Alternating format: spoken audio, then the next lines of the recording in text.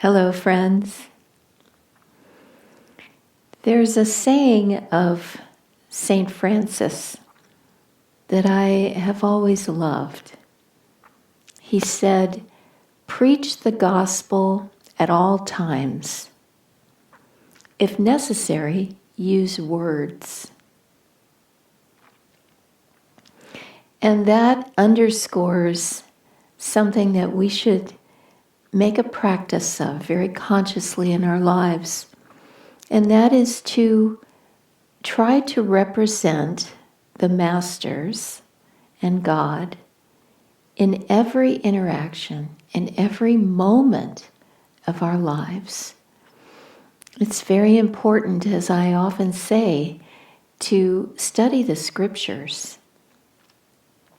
to make that the foundation of our lives, because that's where the truth is. I think it's in Proverbs, but I'm not positive. At any rate, one of the passages of the Bible says, "Keep my instructions, they are the key to life. Guard them well. Make them part of yourself." Because that is the key. That's how we lift ourselves out of darkness and delusion and into the light of joy and freedom. And that's what we all want. We want to be free. So we can do that by reflecting the energy of God at all times, preaching the gospel, and if necessary, using words, but generally just by our example, by our calmness, by our respect for others, for our respect of the laws of nature and of all the creatures of nature, by giving the benefit of the doubt, by giving compassion to everyone. This is the way to preach the gospel, to be Master's representative. And that is a very serious task before us. The present political climate, the social unrest, the insecurity and poverty of so many in this country and around the world, the wars, the violence, the deep depression and unhappiness that so many people have. We have, by virtue of the gift we have been given of true teachings, teachings that show very clearly that it's not right to speak untruth, to tell lies, to fabricate facts. We know this from the teachings of yoga, the ancient teachings. We know this from the yamas and niyamas, the do's and don'ts of the spiritual path. We have tremendous resource to draw from, to understand what is the right way to act and to behave. Sri Yukteswar would often say, learn to behave. And that's what we need to do. That's what we need to come up our game, as it were. We need to know that what is right and what is wrong, and to behave in the way that creates good karma, that doesn't create bad karma, that allows us to help people and to be good examples of the right way to live. Swami Kriyananda called his education for life system how to live schools.